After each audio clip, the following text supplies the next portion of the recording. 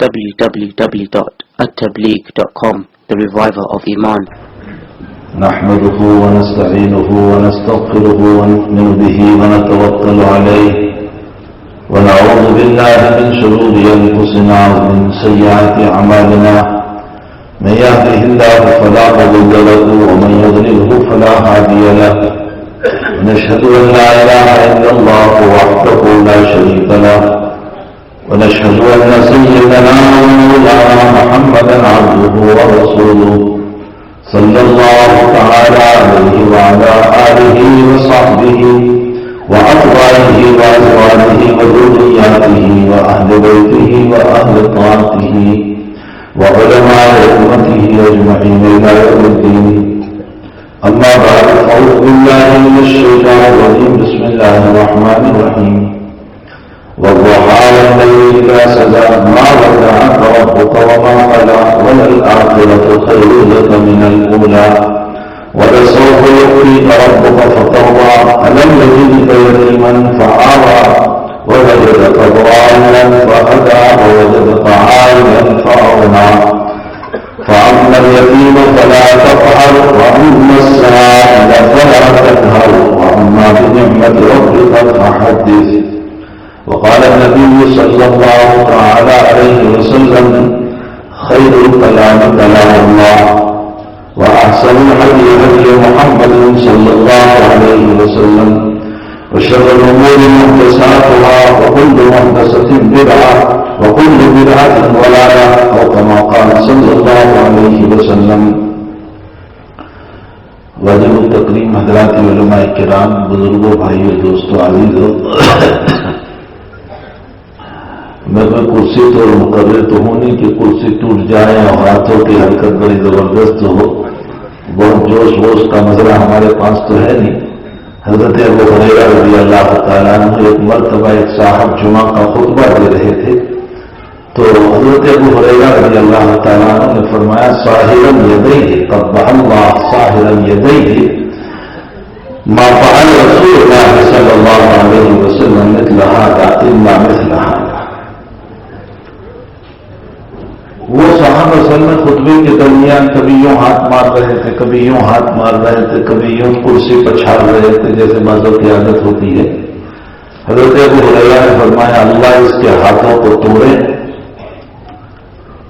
برا ہو اس کا، میں نے میرے نبی کو بات کرتے ہوئے ایسے ہاتھ پچھاڑتے نہیں دیکھا. مارا رسول اللہ صلی اللہ علیہ وسلم مثل هذا. حضرت جب اشارہ فرماتے تھے تو یوں اشارہ فرماتے، بہت لمبا والا اشارہ نہیں ہوتا تھا. اب تو باتوں کا بیان ہی کیا ہو گیا کہ وہ بیان کے درمیان پگڑی بھی نکال دیتے، معلوم نہیں ہے کیسا بیان کر لے. اسی طور کا مسئلہ بیان نہیں. امت کو اللہ اس کے رسول کی باتیں پہنچانا ہے. آج امت کا حال یہ ہے کہ امت اپنے رب سے اور اپنے نبی سے بہت غافل ہو چکی ہے. یہ انتہائی درجہ غفلت ہے. قرآن کے بعد میں بھی، حدیث کے بعد میں بھی، سنت کے بعد میں بھی، مسائل کے بعد میں بھی، فرائض کے بعد میں بھی، تمام ہی مسائل میں امت کی غفلت ہے. اور غفلت کا یہ عالم ہے کہ انہیں یہ بھی پتہ نہیں ہے کہ جناب رسول اللہ صلی اللہ علیہ وسلم کا وضو کیسا تھا، آپ کی نماز کیسی تھی. حضرات صحابہ کرام باقاعدہ بڑے صحابہ کے پاس اللہ کے نبی کے افعال کو سیکھا کرتے تھے. ایک تابعی آئے جابر بن عبداللہ رضی اللہ تعالیٰ عنہ کے پاس اور فرمایا کہ حضرت اللہ کے نبی کی نماز پڑھ کے ہمیں دکھائیں کہ حضرت نماز کیسے پڑھتے تھے. تو جابر بن عبداللہ نے لنگی پہنی ہوئی تھی، لنگی باندھ کر بیٹھے ہوئے تھے اور کرتا یہاں لٹک رہا تھا، اور جابر بن عبداللہ نے اسی لنگی کے ساتھ نماز پڑھی 2 رکعت اور کرتا نہیں رہنا ویسے ہی پڑھی. اور فرمایا ہاکذا صلاۃ رسول اللہ صلی اللہ علیہ وسلم، نبی کی نماز ایسے ہوتی تھی. تو وہ تابعی کہنے لگے کہ یہ کرتا یہاں لٹک رہا تھا، وہ تو آپ نے پہنا نہیں، صرف لنگی پہن کر کے نماز پڑھ لی. حضرت جابر نے فرمایا تجھ جیسے احمق کو مسئلہ بتانے کے لیے کہ نبی کے زمانے میں ہمارے پاس 2 کپڑے نہیں ہوا کرتے تھے، ہم ایک کپڑے میں ہوتے تھے، اسی ایک کپڑے میں نماز پڑھ لیا کرتے تھے. بخاری شریف میں حضرت الامام بخاری رضی اللہ تعالی عنہ نے 3 باب قائم فرمائے. ایک باب قائم فرمایا کہ بڑا کپڑا ہو تو پھر دونوں طرف ڈال دو، یعنی ادھر سے ادھر ڈالو، ادھر سے ادھر ڈالو.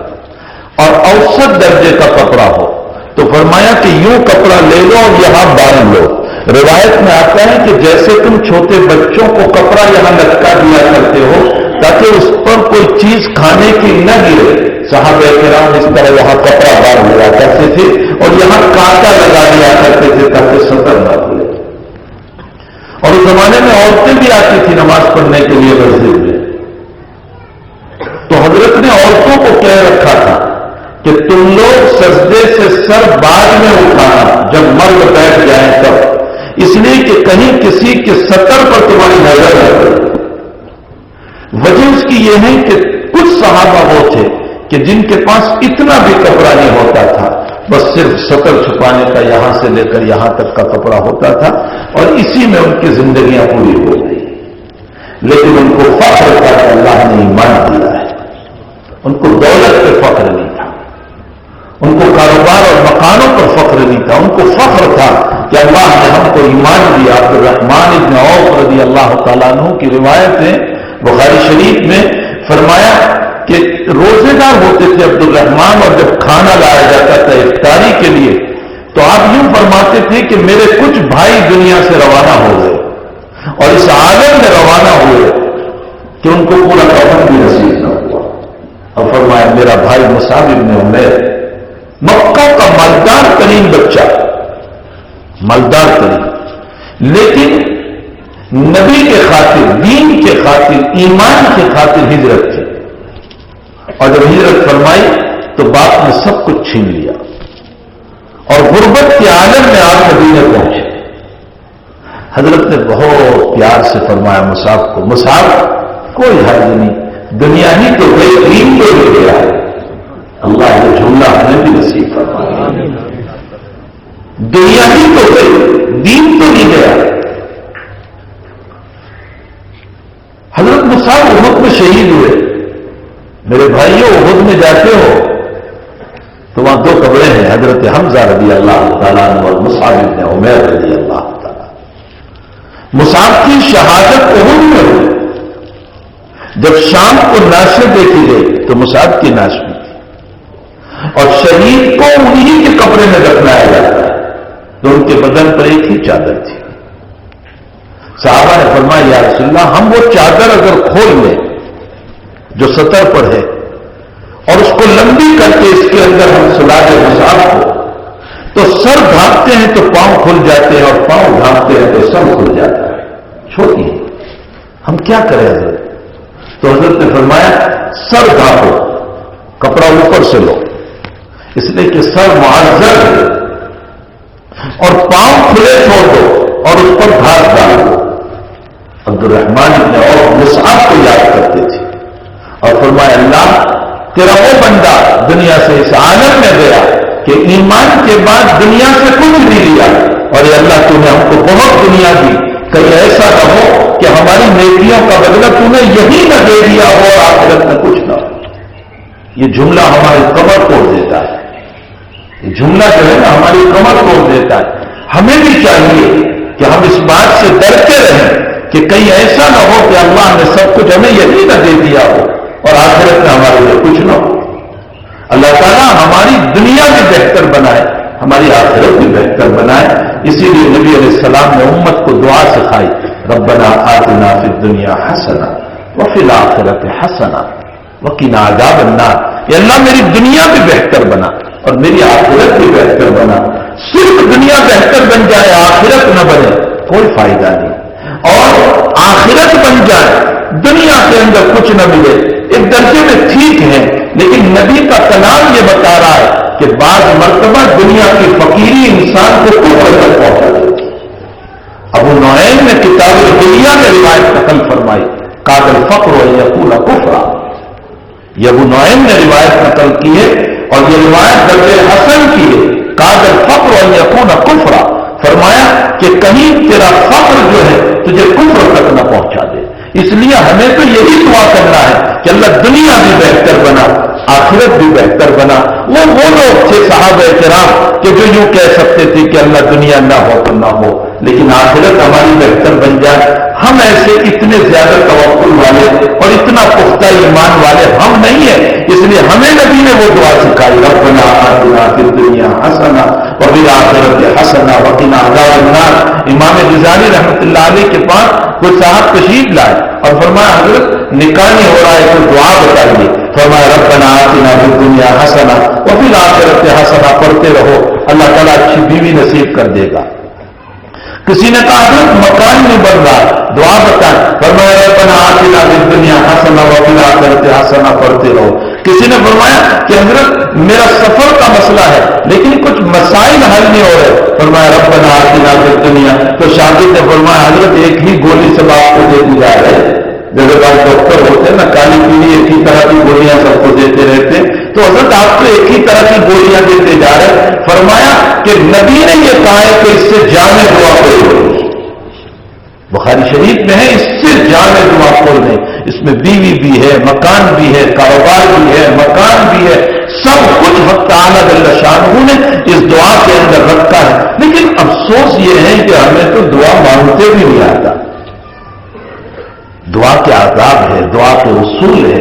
میرے بھائیوں ہمیں اپنے رب سے میں اکثر ایک مثال دیا کرتا ہوں کہ دنیا میں کسی سیٹ کے پاس جاتے ہیں کسی مالدار کے پاس جاتے ہیں تو پہلے تو سیٹ صاحب کی تعریف کرتے ہیں.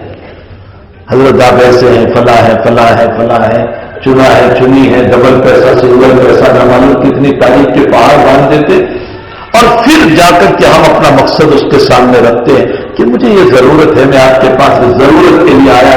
اور ادھر اللہ کے پاس گئے ہیں مانگنے کے لیے تو فوراً شروع کر دیتے ہیں ربنا آتنا فی الدنیا حسنہ وفی الآخرۃ حسنہ وقنا عذاب النار. نہیں پہلے اللہ کی تعریف کرو. ان اللہ تبارک و تعالی یحب المدح. اللہ کو اپنی تعریف بہت پسند ہے. اللہ کو اپنی تعریف بہت پسند ہے. بندہ کہتا ہے الحمدللہ رب العالمین تو اللہ فرشتوں سے کہتا ہے دیکھو میرے فرشتوں حمیدنی عبدی میرا بندہ کیسے میری تعریف کرتا ہے. الرحمن الرحیم تو اللہ کہتا ہے فرشتوں سے دیکھو میری تعریف کرتے ہوئے مجدنی عبدی میری رحمت کو بیان کر رہا ہے میری کبریائی کو بیان کر رہا ہے میری بلندی کو بیان کر رہا ہے. پہلے ہمیں اللہ کی تعریف کرنا چاہیے. اگر آپ کو عربی میں تعریف کرتے نہیں آتا جیسے عربی میں بھی ہے آپ الحمد شریف کی ابتدائی آیات ہی پڑھ لیجیے. اللہ کی تعریف ہے الحمدللہ الذی وفقنا لما تحب وترضى. اللہ کی تعریف ہے. سورہ کہف کی ابتدائی آیت اللہ کی تعریف ہے. اور بہت سارے حمد سے شروع ہونے والی صورتیں اللہ کی تعریف ہے. اگر یہ تعریفی کلمات بھی آپ عربی میں نہیں بول سکتے اپنی زبان میں کہیے او میرے رب او میرے خالق او میرے مالک میرے ذات کے مالک میرے بچوں کے مالک میری بیوی کے مالک زمین کے مالک آسمانوں کے مالک اے رفاق اے فعال لما یرید اے لما فی الصدور اے دلوں کی باتوں کو جاننے والے اے عالم الغیب اے نبیوں کے مولا اور اے میرے پیغمبر کے مولا اور میرے حبیب کے مولا اور اے صحابہ کے مولا اور اے اولیاء کے مولا اور اے تابعین کے مولا. تعریف کرتے چلے جاؤ اور پھر مانگو. حضرت امام یوسف صاحب رحمۃ اللہ علیہ فرماتے ہیں میں قسم کھا کر کہتا ہوں رحمت اترتی نظر آئے گی. رحمت اترتی نظر آئے گی.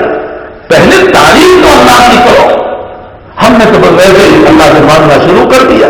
پہلے اللہ کی تعریف کرو اور پھر تعریف کے بعد اپنی کچھ کارگزاری بھی سناؤ اپنی کچھ عاجزی بھی تو سناؤ اپنی کچھ تواضعانہ شان بھی تو سناؤ اپنی کچھ زندگی بھی تو اس اللہ کے سامنے رکھو. حضرت نوح علیہ السلام جب دعا کر رہے ہیں تو دعا تو بڑی مختصر ہے. رب لا تذر علی الارض من الکافرین دیارا انک ان تذرهم یضلوا عبادک ولا یلدوا الا فاجرا کفارا. اے اللہ یہ جتنے ایمان لانے والے تھے لا چکے اب کوئی ایمان لانے والا نہیں ہے. اللہ ان کی پکڑ فرما لے. اگر تو نے ان کو چھوڑ دیا تو اللہ سوائے خبیث لوگوں کے اور کوئی ان سے پیدا نہیں ہوں گے. اب بددین ہی ان سے پیدا ہوں گے. اب کفر والے ہی ان سے پیدا ہوں گے. اب باغی لوگ ہی ان سے پیدا ہوں گے. اللہ اب ان کی پکڑ کر لے ان کو ختم کر لے. لیکن اس سے پہلے کچھ کارگزاری حضرت نوح علیہ السلام نے سنائی ہے. سورہ نوح کی تلاوت کریں. اللہ تعالیٰ سے کہا اے اللہ دعوت قومی لیلا ونہارا فلم یزدہم دعائی الا فرارا. قومهم جعلوا أصابعهم في آذانهم واستغشوا ثيابهم وأصروا واستكبروا استكبارا ثم إني دعوتهم جهارا ثم إني أعلنت لهم وأسررت لهم إسرارا فقلت استغفروا ربكم إنه كان غفارا يرسل السماء عليكم مدرارا ويمددكم بأموال وبنين ويجعل لكم أنهارا ما لكم لا ترجون لله وقارا ومن خلقكم أطوارا. اے اللہ میں نے ان کو راتوں میں بلایا, میں نے ان کو دنوں میں بلایا, میں نے ان کو علانیہ بلایا, میں نے ان کو چپکے چپکے بلایا, میں ان کے مکانوں میں جا کر ان کی تبلیغ کی, میں نے ان کو مجلسوں میں بلایا, اے اللہ خلوتوں میں بھی بلایا, جلوتوں میں بھی بلایا, لیکن انہوں نے اصابعہم فی آذانہم اپنی انگلیوں کو کانوں میں داخل کر دیا. کہتے تھے نو تیری بات نہیں سنیں گے. اصابعہم فی آذانہم اور اپنے آنکھوں پر پردہ ڈال دیتے تھے. مجھے کہتے تھے نو میں تجھ کو دیکھنا نہیں چاہتا. اصابعہم فی آذانہم اپنی کارگزاری سناتے جا رہے. ارے جب کسی کو تم اپنی کارگزاری دنیا میں سناؤ, بھائی ایسا ہو گیا, ایسا ہو گیا, میں بھیک مانگنے والا نہیں ہوں لیکن اچانک سیلاب آ گیا, میرے گھر کا سامان بہ گیا, میں مجبور ہو گیا, اس مجبوری کے تحت بھائی صاحب آپ کے پاس آیا ہوا ہوں. ارے سخت سے سخت کا دل پر پسیج جاتا ہے, نرم ہو جاتا ہے. اپنی کارگزاری سناؤ, وہ رحمت والا خدا تو فوراً رحمت ڈال دیتا. طریقے دعا بھی تو کچھ ہے. اللہ کی مدحت, اللہ کی تعریف, اس کے ساتھ اپنی کارگزاری, اپنی تواضع, اپنی عاجزی, اپنی انکساری, ان تمام مسائل کے بعد جا کر کے اب رب سے اپنی ضرورت کو رکھو. حق تعالی شان ہو یقیناً ہماری ضرورت کو پورا کرے گا. تو بہرحال میرے بھائیوں, میں یہ کہہ رہا تھا کہ اللہ جل شانہ و عما نوالہ, حضرت جابر بن عبد اللہ رضی اللہ تعالیٰ عنہ کی روایت سے مجھے بات یاد آ گئی کہ مصعب بن عمیر رضی اللہ تعالیٰ عنہ دنیا سے اس حالت میں گئے کہ سر ڈھانپتے تھے تو پاؤں کھل جاتے تھے, پاؤں ڈھانپتے تھے سر کھل جاتا تھا. حضرت نے فرمایا سر ڈھانپ دو اور پاؤں پر گھاس ڈال دو. لیکن نبی علیہ السلام نے فرمایا میرا مصعب جنت میں تیر رہا ہے.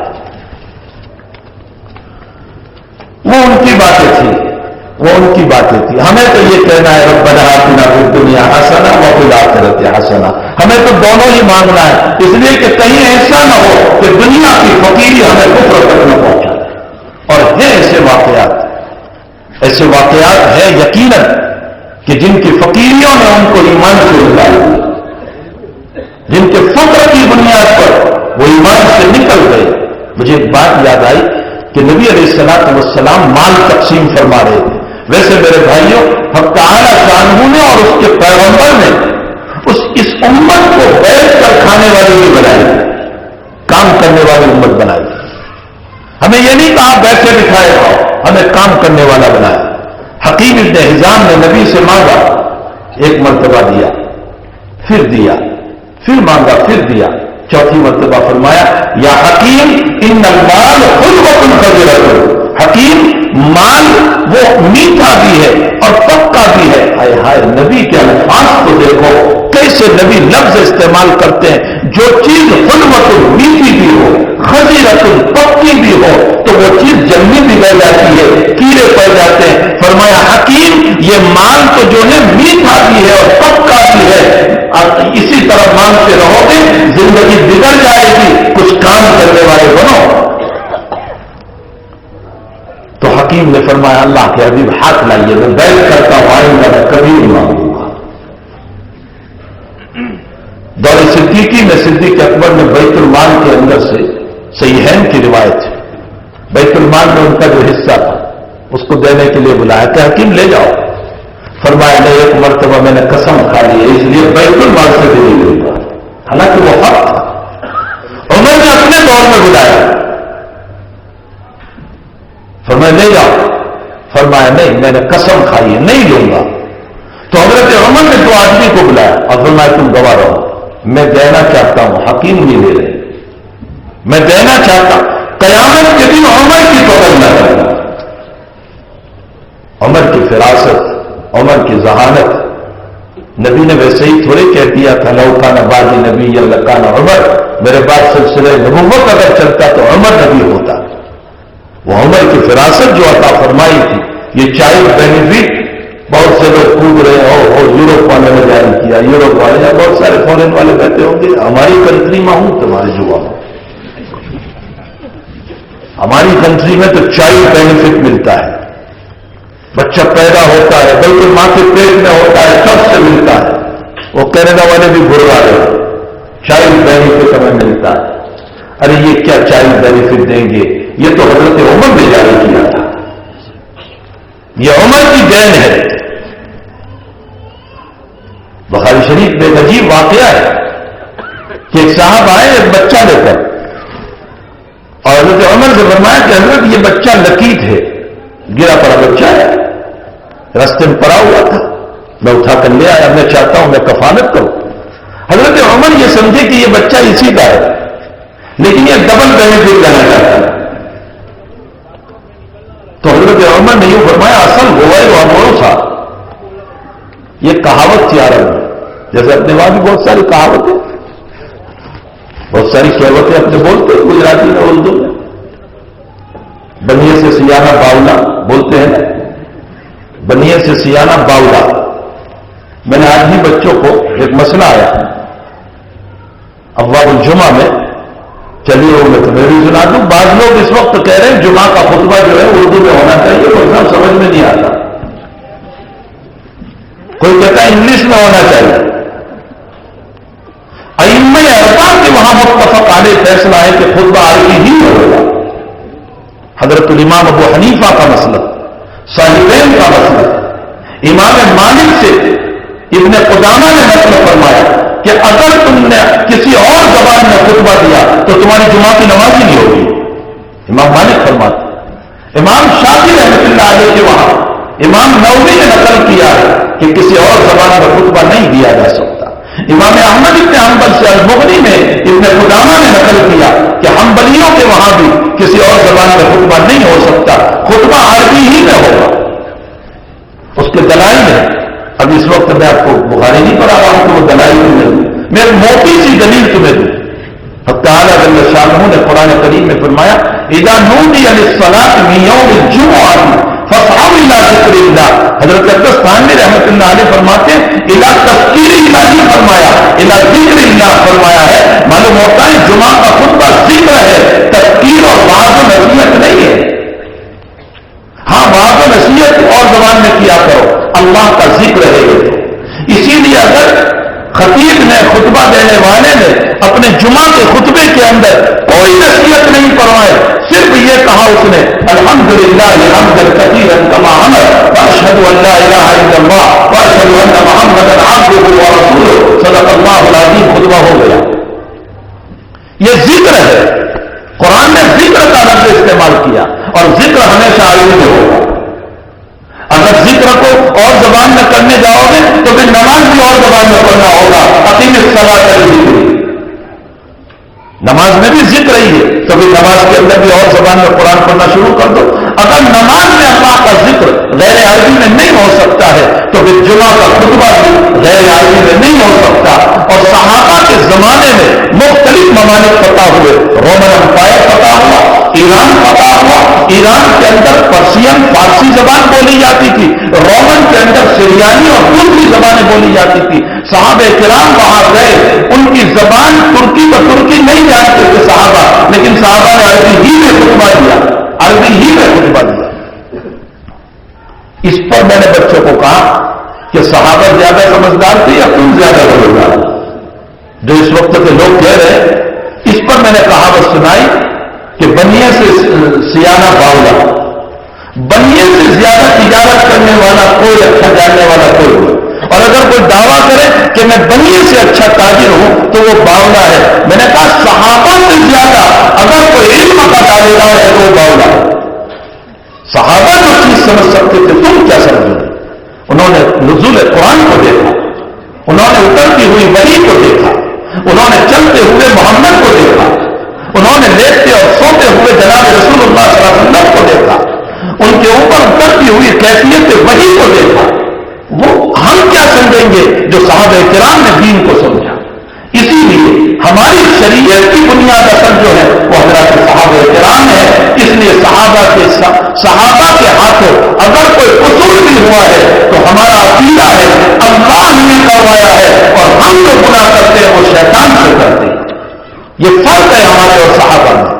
صحابہ سے جو مسائل ہوئے وہ اللہ نے کرائے اور وہ اس لیے کرائے تاکہ دین کی تکمیل ہو, دین مکمل ہو, پریکٹیکلی طور پر دین ہمارے سامنے آئے. اس لیے صحابہ کرام سے وہ کام کروائے گئے اور ہم سے جو گناہ ہو رہے ہیں وہ شیطان کی وجہ سے ہو رہے. خیر بہرحال میں یہ کہہ رہا تھا کہ حقیقت یہ ہے کہ قرآن اور حدیث عظیم الشان کتاب ہے تعالی شانہ نے, اور اس وقت امت کے جو حالات ہیں اس پر مجھے بات یاد آ گئی تھی کہ اللہ کے حبیب نے اس امت کو جو ہے ماننے والی نہیں بنائی, اس امت کو کام کرنے والی بنائی. تو حضرت عمر نے اسے کہا کہ اصل ہوئے اور تھا. اس نے جب یوں کہا کہ یہ گرا میرا بچہ ہے میں چاہتا ہوں کفالت کروں, مطلب بیت المال سے آپ اس کا وظیفہ دیجیے, تو حضرت نے فرمایا اصل ہوئے اور تھا. مطلب یہ تھا کبھی کبھی گار ہلاکت کا ذریعہ بنتی ہے, گار غوفہ جو ہوتی ہے وہ ہلاکت کا ذریعہ بنتی ہے. عربوں میں یہ کہاوت اس لیے مشہور تھی کہ بارش بہت گر رہی تھی تو 2-3 افراد بارش سے بچنے کے لیے ایک گار میں چلے گئے. تو جب گار میں گئے تو وہاں بہت بڑا سانپ بیٹھا ہوا تھا, تو انہوں نے کہا مصیبت سے بچنے آئے تو مصیبت تو یہی موجود ہے. اس پر یہ کہاوت مشہور ہو گئی اصل ہوئے اور بھروسہ. تو حضرت عمر نے اشارہ کیا کہ تم بڑا بڑا بچہ کہہ رہا ہے, کہیں یہ بچہ مصیبت کا ذریعہ تیرے لیے نہ ہو جائے, تو جھوٹ بول رہا ہے. تو وہ صاحب گئے اپنے محلے کے 2 آدمیوں کو لے کر آئے, ان سے کہا کہ میں کیسا ہوں آپ ذرا میری گواہی دیجیے. انہوں نے آ کر کے حضرت عمر سے فرمایا کہ حضرت یہ سچے آدمی ہے, ایسے ویسے جو ہے آدمی نہیں ہے, اور واقعی یہ بچہ ان کو گرا پڑا ملا ہے, یہ ان کا اپنا بچہ نہیں ہے. تو حضرت عمر نے فرمایا کہ اچھی بات ہے, پھر ہم بیت المال سے تمہارے اس بچے کا وظیفہ جاری کر دیں. چائلڈ بینیفٹ حضرت عمر نے جاری کی تھی, کوئی یورپ اور کینیڈا کا نہیں ہے. یہ اور بات ہے کہ ہمارے اسلام کا قانون انہوں نے دیا, یہ اور مسئلہ ہے. ورنہ اصلا حضرت عمر رضی اللہ تعالیٰ عنہ نے الفاروق نام کی کتاب ہے, آپ اس کو پڑھیں تو اس میں پتہ چلے گا پولیسوں کا نظام حضرت عمر نے قائم فرمایا, ڈاک خانے کا نظام, یہ پوسٹ آفس کا نظام جو ہے وہ حضرت عمر نے قائم فرمایا. اور اتنی جلدی پوسٹ پہنچتی تھی, اتنی جلدی پوسٹ پہنچتی تھی کہ تاریخ میں لکھا ہے کہ مدینے سے خط روانہ ہوتا تھا اور عراق 3 دن وہ خط پہنچ جاتا تھا. تمہارا دہلی سے یہاں گجرات میں 3 دن میں خط نہیں آتا ہے, جبکہ اس وقت تمہاری ٹرینیں چل رہی ہے, فلائٹ چل رہے ہیں اور بسز چل رہی ہے, لیکن اس کے باوجود اتنی جلدی تمہارے وہ خطوط نہیں آتے. وہاں اونٹوں اور گھوڑوں کے ذریعے سے مدینے سے چلنے والا خط یہ 3 دن کے اندر عراق پہنچ جاتا تھا. تو پوسٹ آفس کا نظام حضرت عمر نے قائم فرمایا, پولیس اور شرطوں کا نظام یہ حضرت عمر نے قائم فرمایا, چائلڈ بینیفٹ کا نظام حضرت عمر ایک مرتبہ رات میں گشت لگا رہے تھے. ہمارے وہاں تو اگر کوئی دادا سبزیوں کسان سبھا کا کوئی گشت لگانے آ جائے تو پہلے تو کیمروں والے ہی ساتھ ساتھ آ جائیں گے, تو آج تو چکر ماروایا, اس لیے کہ چکر مارتے ہی نہیں ہے تو فوٹو ہی آئیں گے اور کیا ہے. حضرت عمر گشت لگایا کرتے تھے. ایک مرتبہ رات گشت لگا رہے تھے اور کسی گھر سے بچے کے رونے کی آواز آئی. تو حضرت نے پوچھا, وہ کوئی لائٹوں کا زمانہ تو تھا, لالٹین جلتی تھی, لالٹین بھی کہاں ہوگی, بس وہ ہلکی سی موم بتی کی شکلیں ہوگی. حضرت عائشہ رضی اللہ تعالیٰ عنہ فرماتی ہے کہ اللہ کے نبی رات میں تہجد پڑھتے رہتے تھے, میں سامنے لیتی رہتی تھی. حضرت جب سجدے میں آتے تو میرا پاؤں دباتے تو میں اپنے پاؤں ہٹا لیتی تھی. حضرت وہاں سجدہ فرماتے, چونکہ ہماری طرف بڑے بڑے مکان تھے.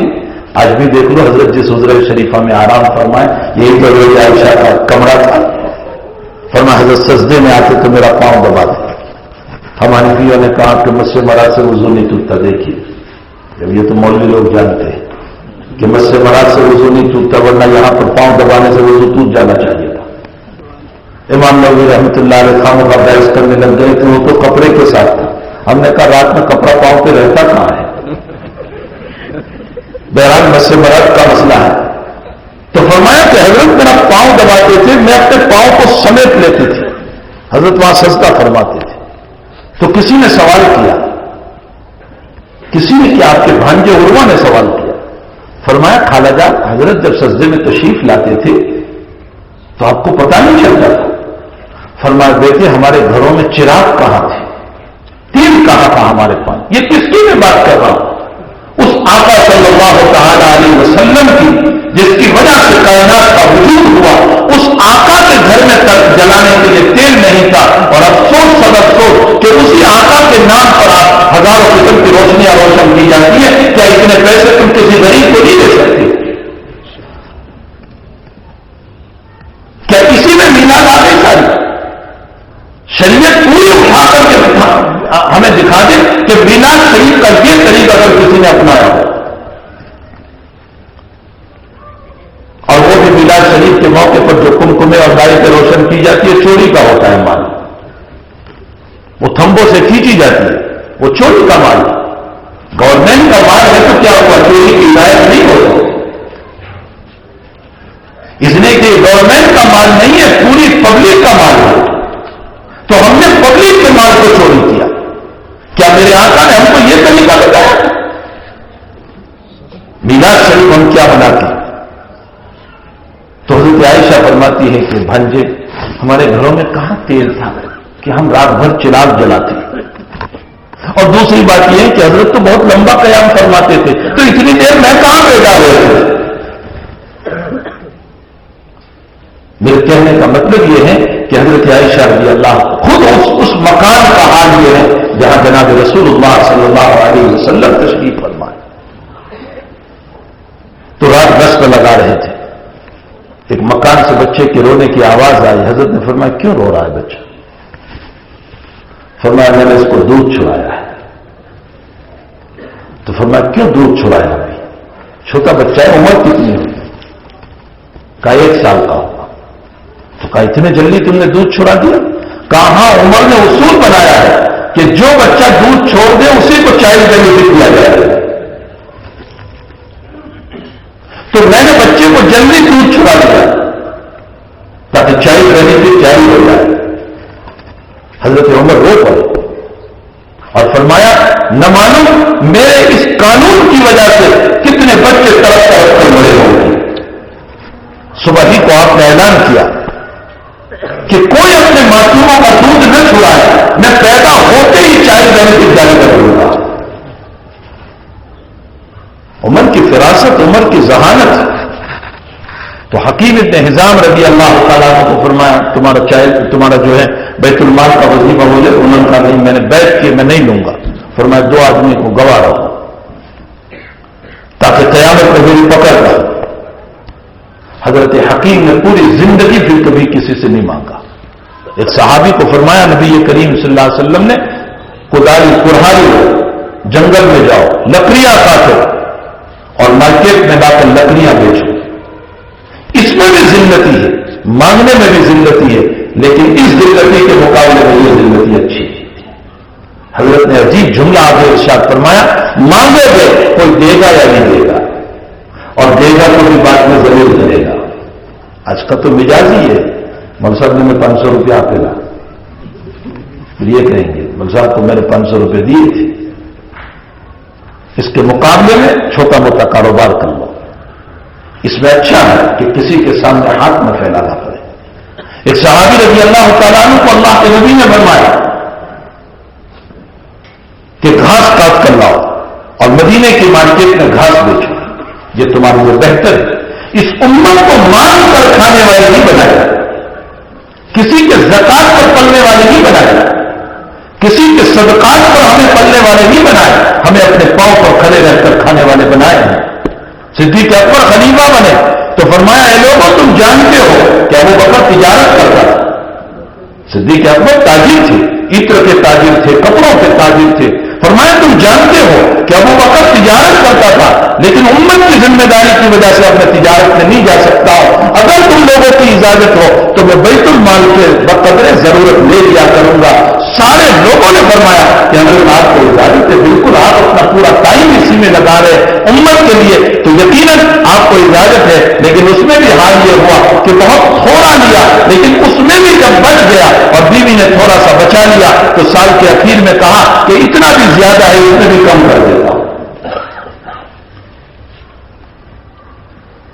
کی تاریخ اگر ہم پڑھیں، صحابہ کی زندگی، اسی لیے حضرت جی مایوسف صاحب رحمۃ اللہ علیہ کو حضرت شیخ رحمۃ اللہ علیہ نے فرمایا تھا، پیارے یوسف صحابہ کی زندگی لکھو تاکہ امت میں ایمان زندہ ہو. یہ جو حیات الصحابہ لکھی گئی ہے حضرت شیخ کے کہنے پر لکھی گئی. فرمایا پیارے یوسف صحابہ کی زندگی لکھو تاکہ لوگوں کا ایمان تازہ ہو. حیات الصحابہ پڑھو، اس کی تعلیم کرو، اپنے گھروں میں اس کی تعلیم کرو. وہ گجراتی میں بھی ملتی ہے، وہ اردو میں بھی ملتی ہے، وہ انگلش میں بھی ملتی ہے، وہ عربی میں بھی ملتی ہے. اس وقت دنیا کی 42 زبان میں اس کا ٹرانسلیشن ہوا ہے. 42 زبان اپنے گھر میں بساؤ اور صحابہ کی زندگی پڑھو، تب ہمیں پتا چلے گا کہ ایمان کیا چیز ہے اور ایمان کی حقیقت کیا ہے. تو میرے بھائی، حقیقت یہ ہے کہ اس امت کو جو ہے اللہ کے حبیب پاک صلی اللہ علیہ وسلم نے کھڑا کیا ہے. ہمیں چاہیے کہ ہماری زندگیوں میں حضور والی زندگی. میں نے چونکہ یہ ربیع الاول کا مہینہ چل رہا ہے، میں نے مناسب سمجھا کہ میں اس سلسلے میں ذات اقدس صلی اللہ علیہ وسلم کی ایک دو باتیں عرض کر دوں، اس بہانے سے کہ نبی کا تذکرہ بھی ہو جائے اور نبی کے اخلاق حسنہ کا تذکرہ ہو کر ہم اپنی زندگی میں اسے اتارنے والے بن جائیں. اسی مناسبت سے میں نے سورت بھی پڑھی، سورہ ضحیٰ، اگرچہ مجھے پوری سورت کی تفسیر نہیں کرنا ہے. اور اسی مناسبت سے میں نے ایک حدیث شریف بھی پڑھی ہے جو مسلم شریف کی روایت ہے. یہ سورت جو ہے اس کا نزول اس وقت ہوا تھا جب جناب رسول اللہ صلی اللہ علیہ وسلم مکی زندگی میں تھے اور بیماری کی وجہ سے حضرت 2-4 دن نہیں اٹھ پائے تہجد میں. تہجد اللہ کے نبی کے لیے فرض رہی، بعضوں نے کہا 1 سال فرض رہی، پھر آپ کے لیے بھی سنت ہو گئی، لیکن امت کے لیے سنت ہے، امت کے لیے فرض نہیں ہے. امت کے لیے اس کو سنت قرار دیا گیا، افضل اور اعلیٰ بتایا گیا. لیکن میں ہمیشہ کہتا ہوں میرے بھائیوں، 2-4 رکعت اٹھ کر پڑھ لیا کرو، بہت مزہ آتا ہے، بہت مزہ آتا ہے. میں نہیں کہتا ہوں کہ آپ 4 بجے سے اٹھو، اس وقت تو 5:45 پر جا کر کے آپ کا صبح صادق ہو رہا ہے. اگر آپ 5 بجے بھی اٹھ گئے اور 10 بجے رات سو گئے تو سمجھ لو کہ 10 بجے سو کر کے آپ کو قریب 60 گھنٹے مکمل نیند کے مل جاتے ہیں. 5 بجے اگر آپ اٹھ گئے اور 2-4 رکعت پڑھ کر اللہ سے راز و نیاز کر لیا، بہت مزہ آتا ہے. ہمارے شیخ سے میں نے سنا، شیخ یونس صاحب برکاتہ سے فرمایا تہجد کی نماز پر اتنا اونچا ثواب کیوں کہ تہجد کے موقع پر ہی اللہ کہتا ہے حل من مستغفر حل من مستغفر، ہے کوئی مغفرت کا چاہنے والا میں عطا کروں، رزق کا چاہنے والا میں عطا کروں، عزت کا چاہنے والا میں عطا کروں. اب اس تہجد ہی پر کیوں فرمایا گیا، اسی وقت میں کیوں فرمایا؟ فرمایا اس لیے کہ تہجد پڑھنے والا اپنے 3 محبوبوں کو چھوڑتا ہے. تہجد پڑھنے والا 3 محبوب کو، پہلا محبوب اس کی میٹھی میٹھی نیند ہے، اور خصوصاً آخری پہر کی جو نیند ہوتی ہے نا، آخری پہر کی نیند وہ تو انتہائی بہت میٹھی ہوا کرتی ہے. جس کو پوری رات نیند نہ آئی ہو اس کو بھی آخری پہر میں نیند آ جاتی ہے. تو آخری پہر کی نیند جو ہے رات کی بہت میٹھی ہوتی ہے.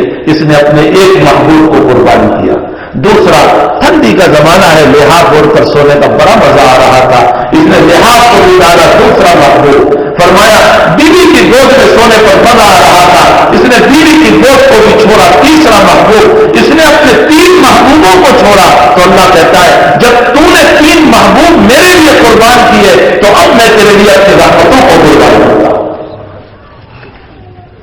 کچھ 2-4 رکعت پڑھنے والے بھی تو بنو. ارے کچھ کرنے والے بنو گے یا صرف سنتے ہی رہو گے؟ سنتے سنتے ہم سننی تو نہیں بنے، سنو. آج تک سننی نہیں بن پائے لیکن سن ضرور ہو. کچھ کرنے والے بنو میرے بھائیو.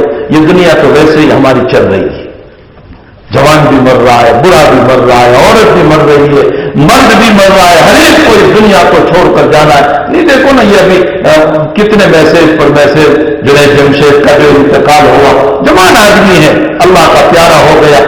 دین والے بھی مرتے، دنیا والے بھی مرتے، ایمان والے بھی مرتے، کفر والے بھی مرتے، عورت بھی مرتی ہے، مرد بھی مرتا ہے، بچے بھی مرتے ہیں، جوان بھی مرتے ہیں. ہمارا ایک جوان ساتھی، بالکل جوان ساتھی، کوئی اس کی خاص عمر نہیں تھی، قریب 32 سال کی عمر، اور اللہ نے دولت کا ڈھیر اتنے عمر کے اندر اس کو دے رکھا تھا.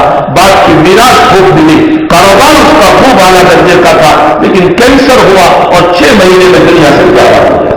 32 سال کی عمر. ہمیں چاہیے کہ اپنی آخرت کو بنائیں, اپنی آخرت کو کمائیں, اپنی آخرت کو تیار کریں. تو جناب رسول اللہ صلی اللہ علیہ وسلم 2-5 دن تہجد کے لیے بیماری کی بنیاد پر نہیں اٹھ پائے. حضرت شیخ رحمۃ اللہ علیہ کا عجیب سا لطیفہ ہے تہجد پر.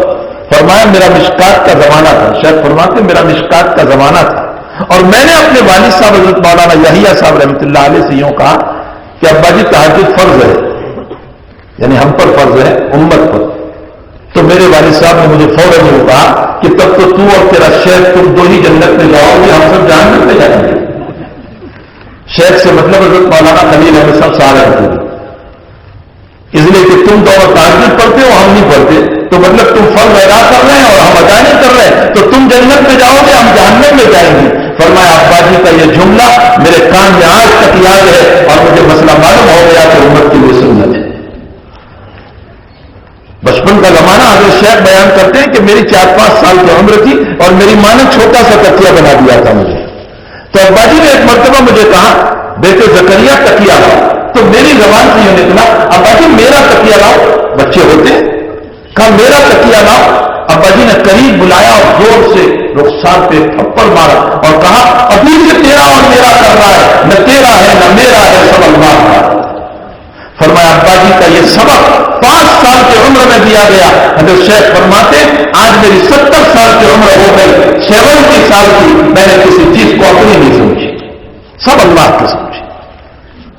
تربیت کا مزاج جو بزرگوں کا ہوتا ہے, اپنی اولاد کے بعد میں جو تربیت کا مزاج ہوتا ہے اور جس کے ذریعے سے تربیت کی جاتی ہے. حضرت شیخ کی آبوتی پڑھو, ان علماء سے سنو حضرت شیخ کی آبوتی جو خود انہوں نے اپنے ہاتھوں سے لکھی, اپنی سوال حیات, اپنا جیون چریتر, اپنی زندگی اور لائف, اس کو پڑھو. اس میں بہت سارے اس طرح کے واقعات ہیں جس کے ذریعے سے ہمیں اولاد کی تربیت کے طریقے آئیں گے کہ اولاد کی تربیت کیسے کی جائے.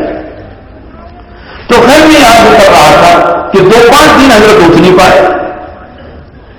تو مکے والوں نے تانا دینا شروع کیا اور خصوصاً آپ کی چچی اورا بنت جمیل, ابو لہب کی بیوی, اس کا تانا یہ تھا کہ ان محمد قد ودعہ الشیطان, محمد کو اس کے شیطان نے چھوڑ دیا, اسی لیے اب نہیں اترا. ایک طرف تو حال یہ ہے کہ مکے والوں کے تانے ہیں اور دوسری طرف حال یہ ہے کہ وقت تو گزر گیا ہے لیکن وہی نہیں آ رہی. کم سے کم تانوں کے زمانے میں اپنے محبوب کی طرف سے کچھ تسلی کے کلمات آ جائیں تو بھی تسلی ہو جاتی ہے, تانوں کی پرواہ نہیں ہوتی. اور یہاں حال یہ ہے کہ وہی نہیں آ رہا, تو ادھر وہی سے مایوس, ادھر تانوں سے پریشانی, دل زخمی ہو چکا ہے. اور آپ انداز لگائیں کہ وہی کی بنیاد پر پریشانی کیوں تھی حضرت کو, وہی نہیں آ رہی تھی. اس لیے وجہ اس کی یہ ہے کہ میں یہ مثال دیا کرتا ہوں کہ دنیا کی سرخ چھاپ جو محبت ہے, میں اس کو سرخ چھاپ محبت کہتا ہوں جو دنیا میں کسی سے ہو جاتی ہے. یہ سرخ چھاپ محبت جو ہے اس میں 2-4 دن اگر فون سے بات نہیں ہوتی تو کہتا ہے زندگی مشکل ہو گئی, طرح کو جیوا ہی نہیں مانتی. اس سرخ چھاپ محبت کا عالم یہ ہے کہ 2-4 دن اگر بات نہ ہو تو انسان انتہائی پریشانیوں میں مبتلا ہو جاتا ہے. محبوب رب العالمین کی طرف سے وہی نہیں آتی, نبی کی بے چینی کا کیا حال ہوگا. انتہائی پریشانی حضرت. اور دوسری طرف حال یہ ہے کہ اہل مکہ کے تانے, دل زخمی ہو چکا ہے. ایسے موقع پر حق تعالی شانہ نے یہ صورت اتاری اور فرمایا والضحیٰ, چاشت کی قسم.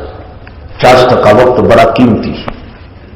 یہی وجہ ہے کہ روایتوں میں ہے چاشت کی نماز پڑھنے والے کو اللہ اپنے رزق سے محروم نہیں کرتا. جو چاشت کی نماز پڑھے گا اللہ اس کو اپنے رزق سے محروم نہیں کرتا. اور حکمت علماء نے اس میں یہ لکھی ہے کہ چاشت کا وقت یہ دوپہر کا وقت ہوتا ہے 10-11 بجے کا, اور اس وقت میں عمومی طور پر لوگ جو ہے کاروبار میں ہوتے ہیں, کھیتی میں ہوتے ہیں, کمائی میں لگے ہوئے ہوتے ہیں. تو اس اللہ کے بندے نے اس کمائی سے وقت نکال کر اللہ کی طرف کھڑا ہوا کہ میں کمائی کے اندر بعد میں جاؤں گا، پہلے میں اللہ کی اس نماز کو ادا کر لوں، تو اللہ کہتا ہے کہ تو نے میری وجہ سے اس کمائی کو ابھی چند منٹ کے لیے چھوڑ دیا، تو پھر میں تجھے رزق حلال عطا کروں گا۔ یہ حکمت ہے اس کے اندر۔ اس لیے چاشت کی نماز پر بتایا گیا کہ اللہ تعالیٰ رزق سے محروم نہیں کرتا۔ تو چاشت کا وقت بڑا قیمتی ہے۔ اللہ کے حبیب کی روح پرواز کی تھی، وہ بھی چاشت کا وقت تھا۔ اور موسیٰ علیہ السلام کا جادوگروں سے جو مقابلہ ہوا تھا وہ بھی چاشت کا وقت تھا۔ وہ بھی قرآن کریم نے چاشت کا ضحیٰ کا وقت نقل کیا، اور حضرت کا وفات اور وصال بھی چاشت کے وقت میں۔ تو فرمایا والضحیٰ، چمکنے والے دن کی قسم، اور واللیل اذا سجا، رات کی قسم جب چھا جائے۔ اور ان دونوں قسموں میں تو بہت لمبی چوڑی بات ہے، میں صرف ایک بات کی طرف اشارہ کروں۔ یہ دونوں قسمیں کھا کر اللہ نے اشارہ فرمایا کہ چمکنا یہ وحی کے آنے کی قسم ہے، اور واللیل اذا سجا، رات کا اندھیرا یہ وحی کے نہ آنے کی قسم ہے۔ میرے محبوب، وحی آئے وہ بھی مبارک، اور وحی نہ آئے وہ بھی تیرے لیے مبارک، دونوں ہی تیرے لیے مبارک ہے۔ تو غم نہ کر، تو فکر نہ کر۔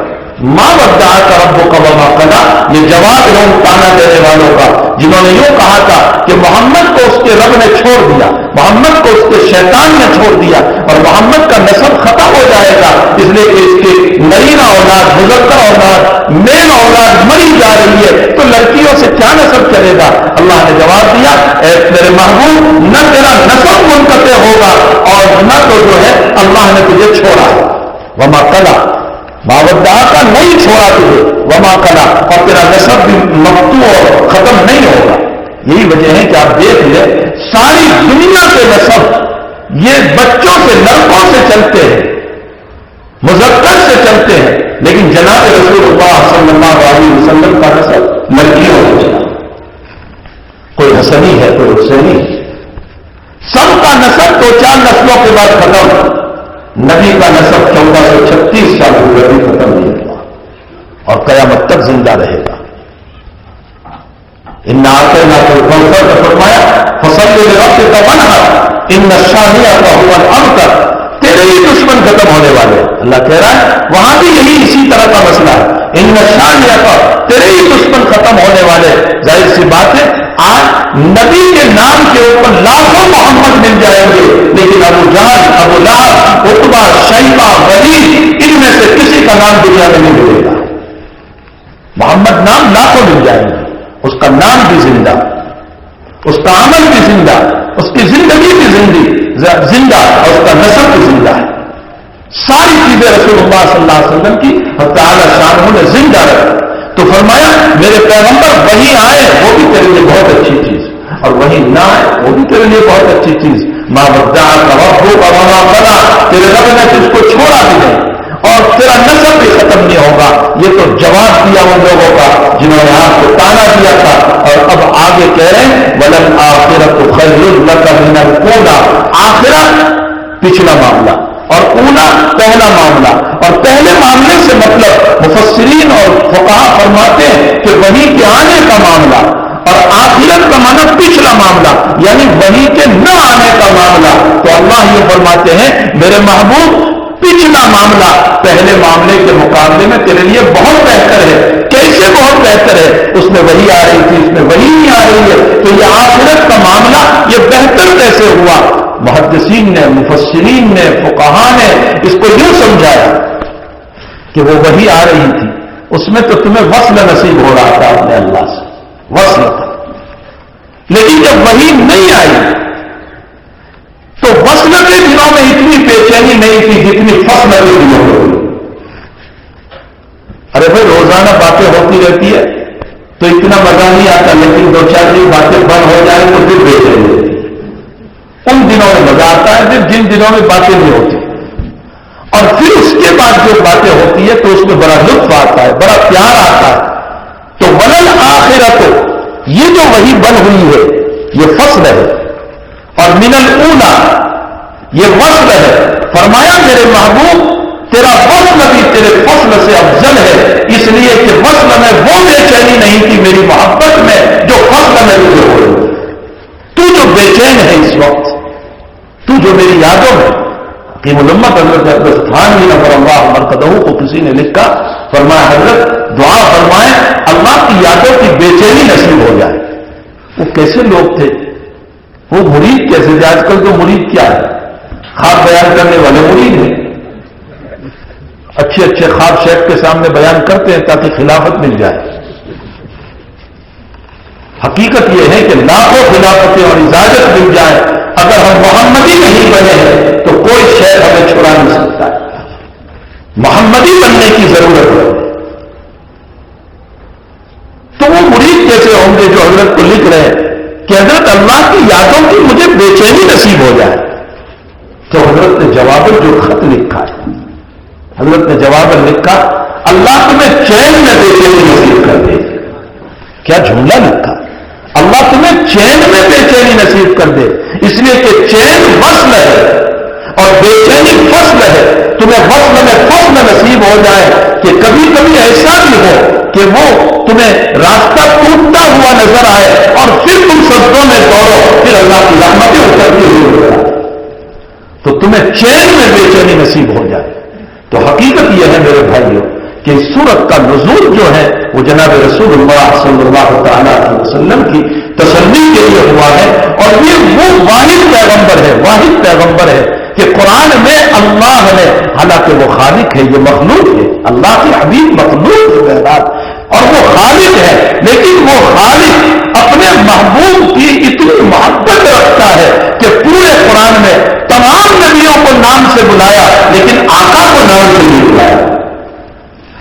اس نے خطاب کیا تو ہمیشہ کہا یا ایھا الرسول بلغ ما انزل الیک من ربک وان لم تفعل فما بلغت رسالتہ، یا ایھا النبی قل لازواجک وبناتک، یا ایھا النبی کہا، یا ایھا الرسول کہا، یا محمد کہیں نہیں کہا، یا نوح بھی کہا، یا ابراہیم بھی کہا، یا اسماعیل بھی کہا، یا عیسیٰ ابن مریم بھی کہا، یا موسیٰ بھی کہا، سب کے نام لیے، لیکن آقا صلی اللہ علیہ وسلم کا نام پورے قرآن میں اور جہاں نام آیا وہاں خطاب نہیں ہے۔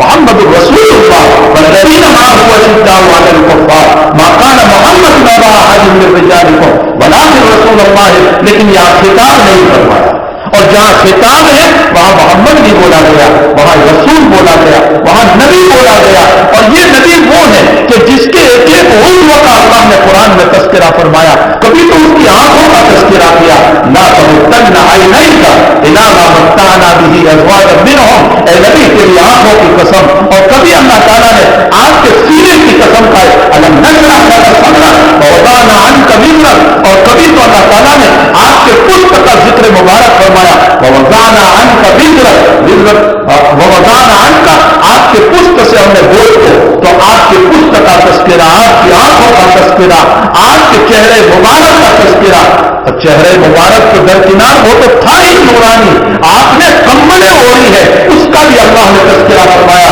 یا ایھا المزمل یا ایھا المدثر، اور کبھی یہ بھی حال ہوا جناب رسول اللہ صلی اللہ تعالیٰ علیہ وسلم کا کہ قرآن کریم میں اس مقدس نبی کی عظمتوں کی قسمیں کھائی اور فرمایا والتین والزیتون وطور سینین وہذا البلد الامین، اے میرے پیغمبر ان تمام کی قسموں کے ساتھ میں تجھے کہتا ہوں کہ تو ضرور ثابت اللہ میں داخل ہو کر آپ کے ایک عضو کا تذکرہ، یہ کوئی معمولی چیز نہیں ہے، خالق کائنات ہو کر کے اس طرح پر آپ کا قرآن کریم میں آپ کے لسان مبارک کا تذکرہ، لا تحرک به لسانک لتعجل به ان علینا جمعہ و قرآن، آپ کی زبان مبارک کا تذکرہ حق تعالی شانہ نے قرآن میں فرمایا، اور آپ انداز لگائیں کہ قیامت کے دن بہت مشہور روایت ہے، بہت مشہور صحیحین کی بلکہ صحاح ستہ کی روایت ہے کہ قیامت میں سارے لوگ پہلے آدم کے پاس جائیں گے، پھر نوح کے پاس، پھر ابراہیم کے پاس، پھر موسیٰ کے پاس، پھر عیسیٰ کے پاس، سفارش کیجیے سفارش کیجیے سفارش کیجیے، اور سب منع کریں گے نفسی نفسی، آج ہمارے ٹھکانے نہیں ہے، ہم تمہاری کیا سفارش کریں گے؟ اخیر میں عیسیٰ فرمائیں گے جاؤ محمد کے پاس، اگر سفارش کریں گے تو وہی کریں گے۔ حضرت فرماتے ہیں کہ سارے لوگ میرے پاس آئیں گے، صرف یہ امت نہیں، سارے لوگ، اگلی امتیں بھی آئیں گی، اور مجھے کہے گی کہ آپ سفارش کیجئے جلدی حساب شروع ہو جائے، یہ شفاعت کبریٰ ہے، اور یہ شفاعت کبریٰ مخصوص ہے رسول اللہ صلی اللہ علیہ وسلم کے ساتھ۔ کچھ خصوصیات ہے حضرت کی قیامت میں بھی. حضرت فرماتے لواء الحمد یوم القیامت ولا فخر، اللہ کی تعریف میرے علاوہ کوئی نہیں کر سکتا قیامت میں. یہ حضرت کی خصوصیت ہے، اور یہی وہ شفاعت کبریٰ ہے کہ جب لوگ مجھ سے کہیں گے تو میں اللہ کے سامنے جاؤں گا اور اللہ کی تعریف کروں گا اور سجدے میں جاؤں گا تو تعالیٰ جل شانہ مجھے کہیں گے فراست سل تو تمشفا شفا، مانگو کیا مانگتے ہو؟ تو میں کہوں گا کہ اللہ جلدی حساب شروع ہو جائے. یہ پوری روایت نبی بتا کر گئے ہیں اور یوں کہہ کر گئے کہ شفاعت کبریٰ یہ اللہ نے مجھے ہی عطا فرمائی، میرے علاوہ کوئی نہیں کر سکتا. جب آپ ہی کو دی گئی ہے، آپ ہی کے ساتھ مخصوص ہے، تو پھر قیامت میں حق تعالیٰ جل شانہ پہلے آدم، ابراہیم، موسیٰ، عیسیٰ کے پاس کیوں بھیجے گا؟ سیدھے محمد کے پاس کیوں نہیں بھیجے گا؟ یہ بہت بڑا سوال ہوتا ہے اس حدیث شریف کے اوپر کہ خود حضور بیان کر کے گئے ہیں کہ یہ میری خصوصیت ہے، تو پھر اور انبیاء کے پاس کیوں بھیجے گا؟ علامہ شبیر احمد عثمانی رحمۃ اللہ علیہ نے فتح البلیغ شرح مسلم میں اس کا جواب لکھا ہے. حضرت نے فرمایا کہ اللہ تو یہ کر سکتا تھا کہ سیدھے محمد کے پاس بھیج دے، لیکن نبی کا مقام بتانا چاہے گا اللہ، اس لیے کہ اگر سیدھے حضرت کے پاس بھیج دے گا قیامت میں تو اور انبیاء کے امتی میں سے شاید کوئی یوں کہہ دے کہ اس میں کیا ہوا، محمد نے سفارش کی تو میرے نبی کے پاس جاتا تو وہ بھی سفارش کر دیتے، میرا نوح بھی کرتا، میرا ابراہیم بھی کرتا، میرا عیسیٰ بھی کرتا، میرا موسیٰ بھی کرتا. سب کے پاس اللہ نبی کروائے گا تاکہ حضور کے مقام کا پتہ چل جائے. تو آقا کے مقام کو بتلانے کے لیے حق تعالیٰ جل شانہ پہلے اور انبیاء کے پاس بھیجیں گے، سب سے نفی ہو جائے گی تو اخیر میں جا کر محمد رسول اللہ صلی اللہ علیہ وسلم. اسی لیے ساری طرف سے نفسی نفسی کی آواز ہوگی اور ایک طرف سے آواز ہوگی امتی امتی امتی امتی، میری امت میری امت. اور میری امت سے مطلب صرف آپ کی امت نہیں، آدم سے لے کر قیامت تک کی سارے لوگ. بخاری شریف میں ہے لکل نبی کی دعوت مستجاب، اللہ نے ہر نبی کو ایک دعا عطا فرمائی اور اس نبی نے اس دعا کو دنیا میں استعمال کر لیا، یا تو دعا کی شکل میں یا بددعا کی شکل میں، جیسے نوح نے بددعا کی شکل میں، حضرت صالح نے بددعا کی شکل میں علیہ الصلوۃ والسلام.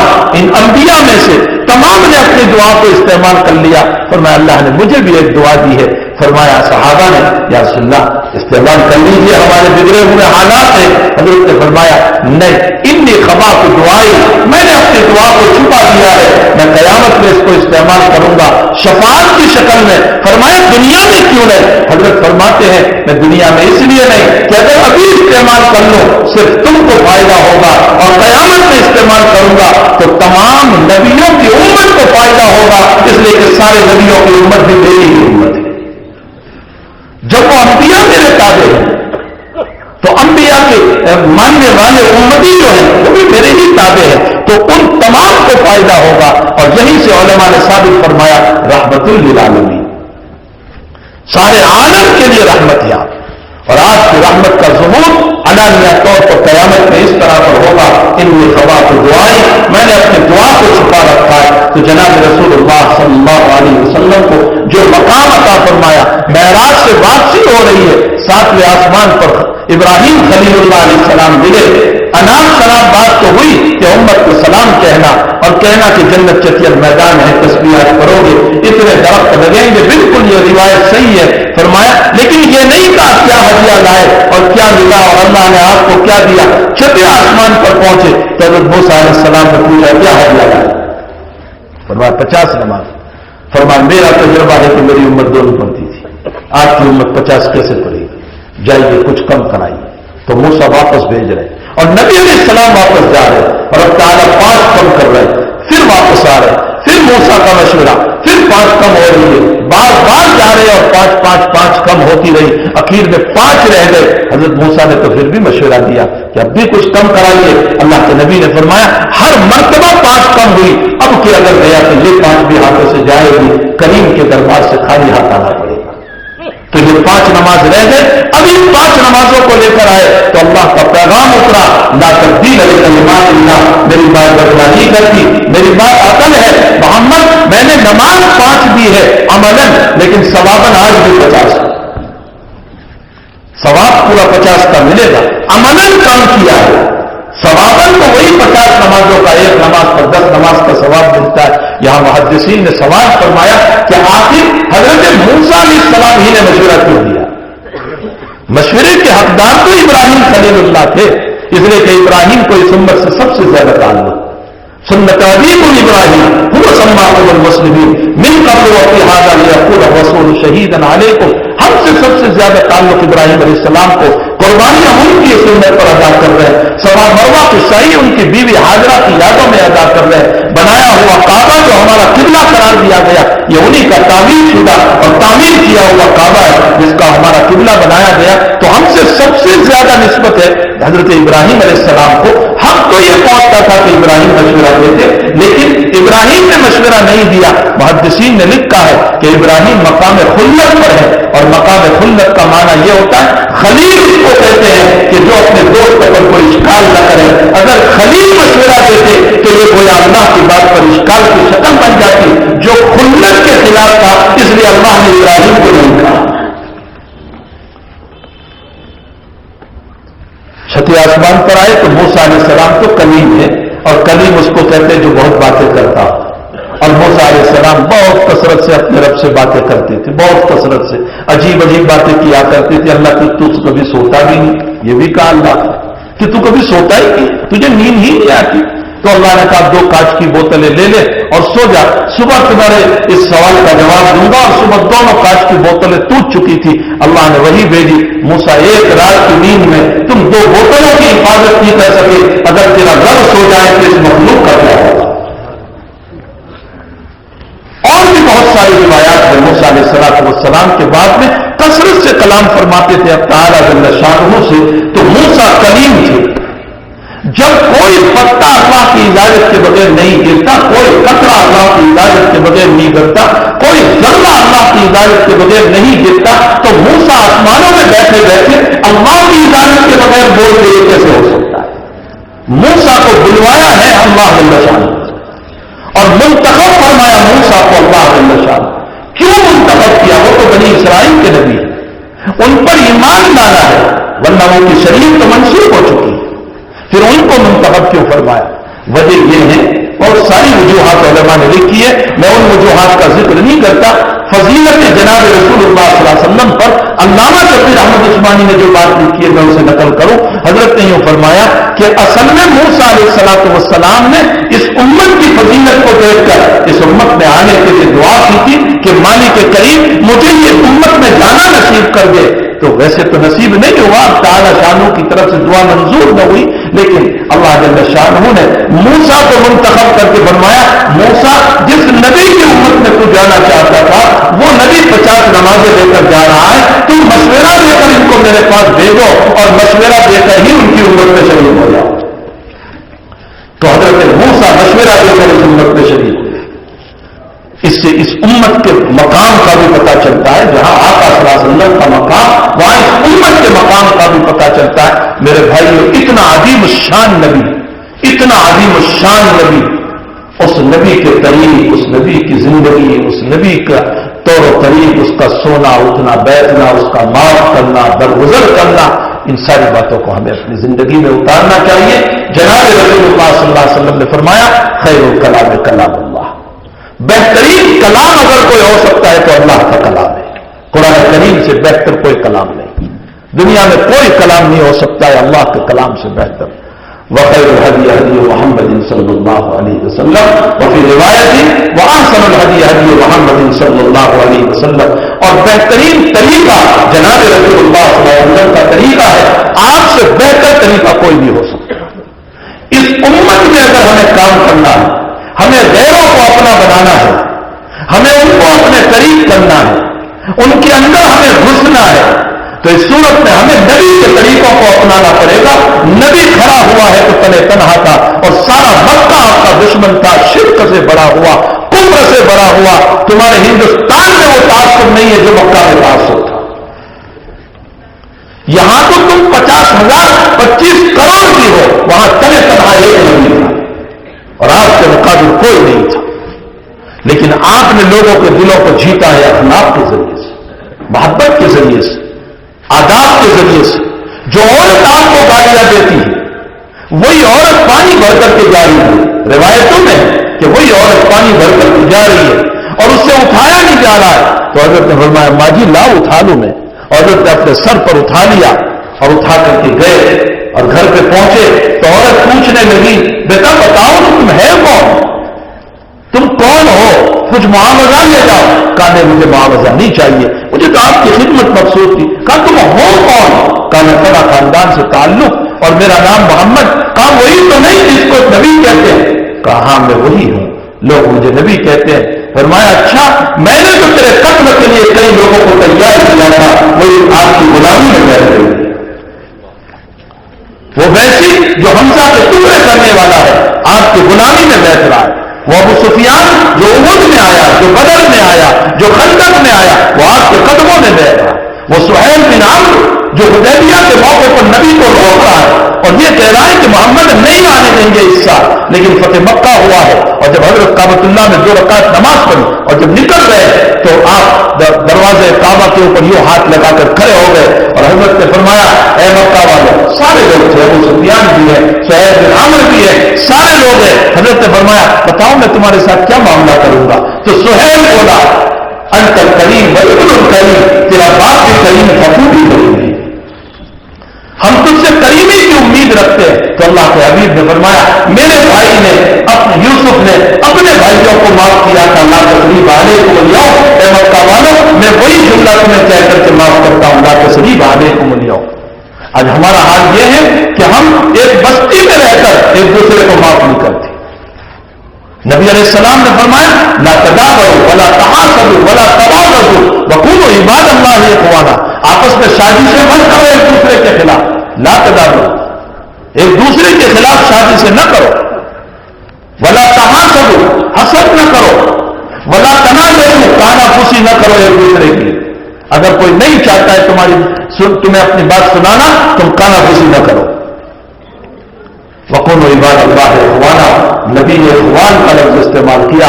اللہ کے بندوں بھائی بھائی بن کر رہو. ہماری طاقتوں کے اکھڑ جانے کی وجہ آج ہمارے ایسے ہم بن گئے کہ چپراسی آ کر کے ہمیں ڈرا دیا کرتا ہے. ہم اتنے بزدل بن چکے، اس کی وجہ یہ ہے کہ ہمارا ایمان کمزور ہے. میں منع نہیں کرتا ہوں کہ سبب اختیار نہ کرو، اسباب اپنی جگہ اختیار کرنے ہیں. کہیں آویدن پتر بھی دینا ہے، کئی جلسہ کر کے اپنی بات کو پہنچانا ہے حکومت کو، لیکن جتنے اسباب اختیار کرتے ہیں ان اسباب سے زیادہ مسبب الاسباب کو راضی کرنے کی ضرورت ہے. رحمتیں وہاں سے اترے گی، فیصلے وہاں ہوتے ہیں، اللہ کی طرف سے عنایتیں. حضور پاک صلی اللہ علیہ وسلم کا ارشاد ہے کہ قیامت کے دن انسان کی نیکیوں کا پلڑا اوپر اٹھے گا تو حضرت فرماتے ہیں مایوزع فی المیزان اثقل من خلق حسن. فرمایا تیری ترازو اگر بھاری ہوگی، نماز کا ذکر نہیں، روزوں کا ذکر نہیں، حج کا ذکر نہیں، زکات کا ذکر نہیں، فرمایا تیری ترازو اگر بھاری ہوگی تو اچھے اخلاق سے بھاری ہوگی. آج ہمارا حال یہ ہے کہ ہم مسجدوں میں لڑے، ہم مدرسوں میں لڑے، ہم اسکولوں میں لڑے، ہم محلوں میں لڑے، ہم کرسیوں میں لڑے اور ہمارا شرازہ بکھر گیا. ہم ایک دوسرے کے جان کے دشمن بنے. ہم نے ہی اپنے بھائیوں کو کورٹوں میں بٹھایا اور جیلوں میں بٹھایا اور سلاخوں کے پیچھے بٹھایا اور ہماری گفتگوؤں کی وجہ سے ہمارے بھائیوں کو پھانسی کے پھندے پر بھی چڑھنا پڑا. کیوں؟ اس لیے کہ ہم نے اپنے آقا صلی اللہ علیہ وسلم کے طریقوں کو چھوڑا. حضرت فرماتے لا تدابروا ولا تحاسدوا ولا تناجشوا وقولوا عباد اللہ اخوانا. بھائی بھائی بن کر کے رہو، اللہ کی رحمتیں تمہارے اوپر اترے گی، اللہ کی عنایتیں تمہارے اوپر اترے گی، اب تعالیٰ نگاہ رحمت سے تمہیں دیکھے گا. میرے بھائیوں عبادت میں ہماری کمی نہیں ہے، کمی ہے تو معاملات میں کمی ہے، معاشرت میں کمی ہے، اخلاق میں کمی ہے. ہمارے اخلاق وہ ہو گئے جس کی وجہ سے ہمارا نبی بدنام ہو گیا، ہمارا دین بدنام ہو گیا، ہمارا قرآن بدنام ہو گیا، ہماری شریعت بدنام ہو گئی. مولانا منظور صاحب نعمانی رحمۃ اللہ علیہ کا ایک واقعہ، لکھنؤ میں جب کرفیو ہوا، ہندو مسلم فساد ہو گیا اور کرفیو ہوا اور بہت لمبا کرفیو چلا، تو مولانا نے اپنے بیٹوں کو، اپنے متعلقین کو کہا کہ بہت دنوں سے کرفیو چل رہا ہے، بھائی دیکھو جو لوگ صبح سے شام تک کام کر کے جو شام کو کھانا لاتے ان غریبوں کا کیا حال ہوگا، ذرا پولیس سے اجازت لو اور کھانا تھوڑا تھوڑا پہنچاؤ. تو نکلے، ایک مکان پر دستک دی تو اندر سے عورت نے کہا مرد نہ آئے عورت آئے. تو مولانا نے اپنے گھر کی عورتوں کو بھیجا. وہ عورتیں آ کر زار و قطار رونے لگی، خوب رونے لگی. مولانا نے پوچھا کیا بات ہے؟ فرمایا ہم کیا سنائیں اس عورت کی داستان. اس نے یہ کہا کہ تم جانتی ہو کہ میرا شوہر 4 سال سے جیل میں ہے. شروع 2-4 مہینے تو کسی نے مجھ کو پوچھا، اس کے بعد پوچھنا چھوڑ دیا. اب مجھے میرے شوہر کا خرچہ بھی نکالنا، وکیل کا خرچہ بھی نکالنا، میری اس بچی کا خرچہ بھی نکالنا، میرا گھر بھی چلانا، میرے پاس کچھ نہیں. ایک مرتبہ میں اپنی بچی کو لے کر ندی کے کنارے گئے، یہ سوچ کر سوسائڈ کر لوں. پھر خیال آیا کہ میری معصوم بچی کا کیا قصور. میں واپس روڈ پہ آئی، ایک گاڑی آئی، انہوں نے زبردستی مجھ کو بٹھایا، لے گئے اور لے جانے کے بعد مجھ سے ریپ کیا اور میری بچی کے سامنے کیا اور یہ کہا تو جیسے خوبصورت مرا نہیں کرتی، تو میری ضرورت پوری کر، ہم تیری ضرورت پوری کریں گے. اور بار بار وہ لوگ اس طرح کر رہے ہیں. میں میری مجبوری کی وجہ سے اپنی ذات کو وہاں بیچ رہی ہوں. آج تک تم کہاں گئے تھے ہمیں پوچھنے والے. جب یہ واقعہ مولانا نے سنا تو مولانا درس قرآن دیا کرتے تھے لکھنؤ کے اندر. قرآن کا درس ہوتا تھا اور حدیث کا درس ہوتا تھا. یہ جو معرف الحدیث ہے وہ حضرت کا درس ہوتا تھا. حضرت زارو قطار ہو پڑے اور حضرت نے فرمایا کہ اے منظور احمد، قیامت میں خدا نے تجھ کو پوچھ لیا کہ تیرا درس قرآن تجھے مبارک اور تیری درس حدیث تجھے مبارک، تو یہ بتا کہ سب کچھ تو کرتا تھا، تیرے محلے میں میری ایک عورت غریبی کی وجہ سے ایک میری بندی اپنی عزت کو دیکھ رہی کہ تو نے کیا کیا. آج کتنے وہ لوگ ہوں گے یہاں بھی کہ جو اپنی غربت کی بنیاد پر اپنی عزت فروشی کر رہے ہو. میں آپ کو سورت کا واقعہ بتاؤں اور یقین والا واقعہ کہ ماں پہلے مری، باپ کینسر کا مریض ہوا، بیٹی کہہ رہی ہے کہ میں نے اپنی ذات کو پیسے نہیں تھے اور اپنے باپ کا دکھ دیکھا نہیں جا رہا تھا. میرے باپ کی دوا کے لیے میں نے سورت کے ہوٹل کے اندر 22 مرتبہ اپنی ذات کو بیچا ہے. اور ہم ہے کہ ہماری شادیوں کی عیاشیاں ہو رہی.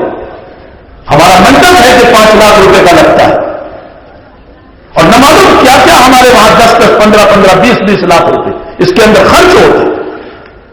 کوئی برتھ ڈے منا رہا ہے اور اس کے اندر نہ معلوم کتنا خرچ کر رہا ہے. میں آپ سے شریعت کی روشنی میں پوچھتا ہوں، کیا آقا نے کوئی اپنا برتھ ڈے منایا؟ کیا صحابہ نے کوئی اپنا برتھ ڈے منایا؟ کیا کوئی کیک کاٹا گیا تھا وہاں؟ افسوس یہ ہے میرے بھائیوں، ہم کس پر خوشی منائیں؟ میری زندگی کی اتنی بہاریں ختم ہو گئی، کیا میں اس پر غم کروں یا خوشیاں مناؤں؟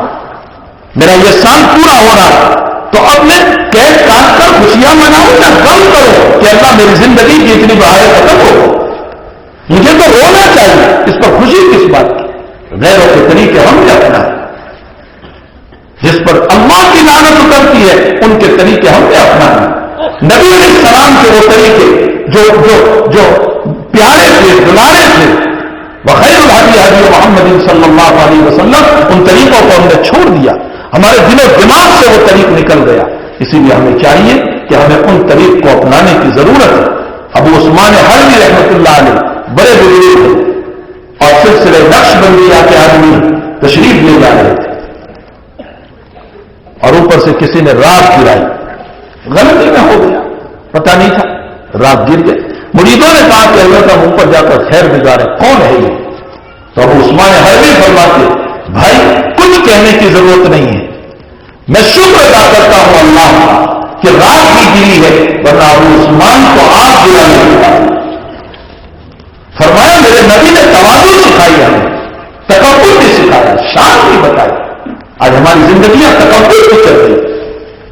اور یاد رکھو، ایک دولت کا نشہ ہوتا ہے، ایک شراب کا نشہ ہوتا ہے اور ایک عبادت کا نشہ ہوتا ہے. شراب کا نشہ بھی اتر جاتا ہے، دولت کا نشہ بھی کبھی اتر جاتا ہے، بیماریاں آتی ہیں، حالات آتے ہیں، دولت کا نشہ بھی اترتا ہے، لیکن عبادت کا نشہ جلدی نہیں اترتا. میں نمازی ہوں، بے نمازی کو حقارت کی نظر سے دیکھ رہا ہوں. میں شراب نہیں پیتا، شرابی کو حقارت کی نظر سے دیکھ رہا ہوں. ان کے اوپر نہ بولنے کے جملے بول رہا ہوں. میرے بھائیوں ایسا نہ کرو، لانتان کی زبانیں نہ بناؤ. نبی کی پوری زندگی پڑھ لو، اللہ کے نبی نے کبھی تانا نہیں دیا کسی کو، کبھی تانا نہیں دیا. اگر نبی تانا دیتا تو کوئی بھی آپ کے قریب نہ آتا. وَلَوْ كُنْتَ فَظًّا غَلِيظَ الْقَلْبِ لَانفَضُّوا مِنْ حَوْلِكَ، ایک بھی آپ سے قریب نہ آتا. حضرت کی پوری زندگی میں آپ نے کبھی اشارتاً کنایتاً کوئی تانا نہیں دیا. ہمیں کیا معلوم جس کو ہم نے حکیم سمجھا، شرابی اور جھگاری سمجھا، جس کو بے نمازی سمجھا، کیا معلوم وہ توبہ کر کے جنت میں جائے اور میں اس کی برائی کر کے جہنم میں نہ چلا جاؤں. اس لیے عبادت کا نشہ بڑا خطرناک ہے. ہمیں چاہیے کہ ہم عبادت کے نشوں سے اپنے آپ کو بچائیں.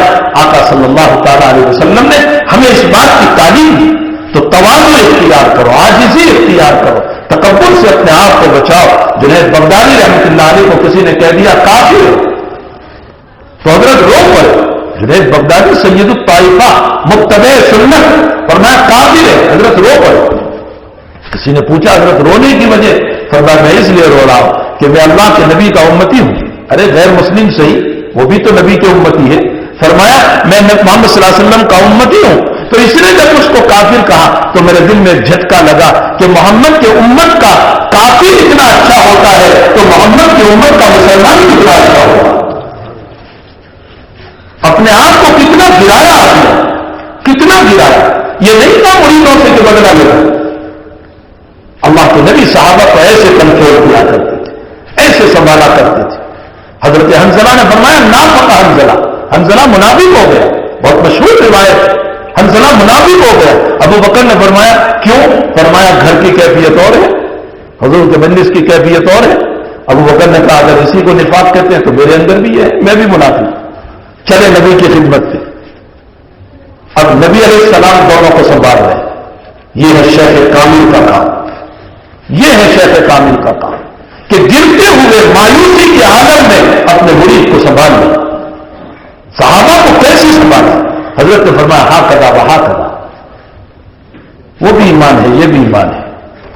یہ نہیں کہا لا حول لا حول لا حول، وہ ایمان تمہارا نہیں رہا گھر والا، یہ تم نے کیا کر دیا، اللہ اکبر توبہ کرو، یہ نہیں کہا. فرمایا وہ بھی ایمان ہے، یہ بھی ایمان ہے. اس حدیث شریف کی تشریح یہ طالب علم ہے حدیث کا، میں نے بہت سی کتابیں دیکھی. حضرت نانوتوی نے جو تشریح فرمائی وہ کہیں نہیں ملی. حضرت نانوتوی رحمۃ اللہ علیہ نے تشریح فرمائی. حضرت نے فرمایا مثال دے کر سمجھا کہ سمندر کو تم نے دیکھا ہوگا، مہینے میں ایک مرتبہ چاند کی روشنی میں جوار بھاٹا اٹھتا ہے، بھرتی آتی ہے. ارے تم تو سمندر کے کنارے بیٹھتے ہو، بھرتی آتی ہے، جوار بھاٹا اٹھتا ہے. یہ بھرتی آنے کا یہ مطلب نہیں ہے کہ پانی زیادہ ہو گیا، پانی تو اتنا ہی ہے لیکن پانی میں جوش پیدا ہوا روشنی کی وجہ سے، تو وہ جوش مارتا ہوا آیا. اور جب وہ روشنی ختم ہو گئی، کم ہو گئی، تو پھر وہ پانی اندر چلا گیا. اس کا یہ مطلب نہیں ہے کہ پانی کم ہو گیا، پانی سکون پذیر ہو گیا. روشنی سے جوش آیا اور پھر سکون پذیر ہو گیا.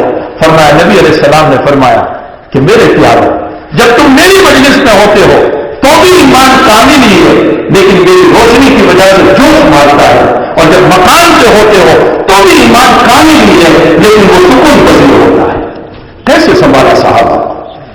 یہ ہے شیخ کامل کا کام کہ مایوسی کے عالم میں اپنے مرید کو سنبھالنا. حضور پاک صلی اللہ علیہ وسلم نے صحابہ کو جو ہے بالکل دل سے گرے ہوئے نہیں کر دیے. ہمیں چاہیے کہ ہم عبادت کے نشے سے اپنے آپ کو بچائیں. یہ غلط طریق ہے کہ ہم عبادت کے نشے میں اپنے آپ کو ڈالیں. اللہ جل شانہ جناب رسول اللہ صلی اللہ علیہ وسلم کے مبارک طریق پر چلنے کی ہم سب کو توفیق نصیب فرمائے.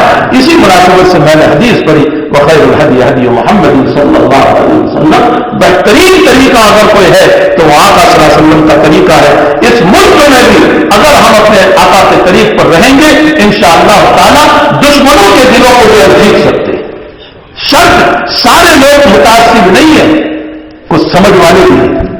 سارے تعصب والے نہیں ہیں، کچھ عقل مند بھی ہے، کچھ سمجھنے والے بھی ہے، کچھ محمد کی عظمت کو بھی جاننے والے ہیں، کچھ اسلام کی عظمت کو بھی جاننے والے ہیں. لیکن افسوس یہ ہے کہ مسلمان ہی نے اسلام اور نبی کی عظمت کو نہیں سمجھا. اللہ تعالیٰ ہمیں اپنے آقا صلی اللہ علیہ وسلم کی عظمت کو خوب سمجھنے کی توفیق عطا فرمائے اور تعالیٰ برائیوں سے ہم سب کی حفاظت فرمائے اور سنت رسول صلی اللہ علیہ وسلم کو تلاش کر کے ہمیں اپنی زندگیوں کو اس پر ڈالنے کی توفیق عطا فرمائے. وصلی اللہ علیہ نبی کریم برحمتک یا ارحم الراحمین. درود شریف پڑھ لیجیے. اللہ صلی وسلم دائما ابدا. على حبيبك خير الخلق كلهم. الحمد لله رب العالمين والعاقبة للمتقين والصلاة والسلام على سيد الأنبياء والمرسلين وعلى آله وصحبه أجمعين. اے رزاق فعال لما يريد، خالق و مالک، اے ہمارے پالنہار، اے ہمارے مالک، اے زمین و آسمان کے مالک، اے خزانوں کے مالک، اے جنت و جہنم کے مالک، اے ہمارے رب العالمین، ہم عاجز ہیں، ناتواں ہیں، بے بس ہیں، بے کس ہیں. اللہ یقیناً ہم سے گناہ ہوئے ہیں اور ہمیں اپنے گناہوں کا اعتراف ہے. الہ العالمین ہمیں اپنی زندگیوں کو ٹھیک کرنے کی توفیق عطا فرما. اللہ آپ کی مرضیات پر چلائیے، آپ کی نامرضیات سے ہم سب کی حفاظت فرما. حبیب کی اتباع کی توفیق عطا فرما. حضور پاک صلی اللہ علیہ وسلم کی عشق اور پیار اور محبت والی زندگی ہم سب کو نصیب فرما.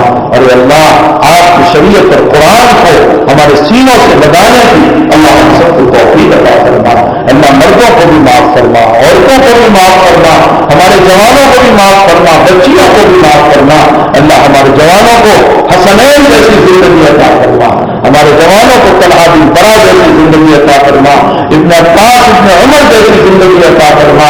اللہ ہمارے بروں کو عبداللہ بن مسعود جیسی، ابوبکر و عمر جیسی اور اللہ عثمان و علی جیسی مقدس زندگی عطا فرما. ہماری بیٹیوں کو، بہنوں کو فاطمہ، رقیہ، ام کلثوم، زینب، عائشہ، خدیجہ جیسی پاکیزہ اور مقدس زندگی عطا فرما. اللہ مرحومین کی مغفرت فرما، مقروضوں کے قرض کی ادائیگی کی صورتیں پیدا فرما. اس بستی پر تیری خصوصی رحمتیں نازل فرما، اپنی عنایتوں سے مالا مال فرما.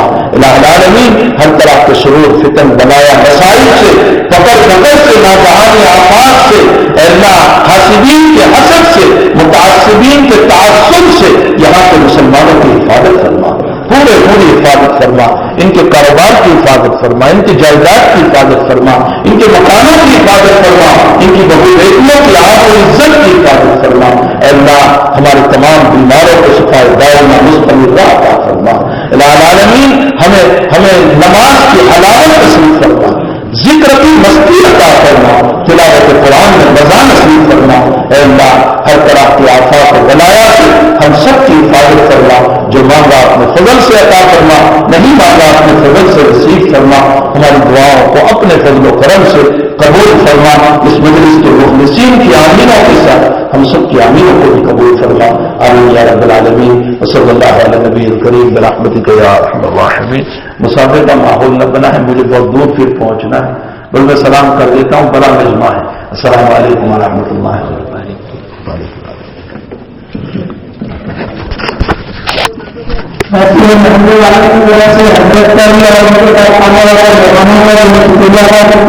www.attableek.com, the reviver of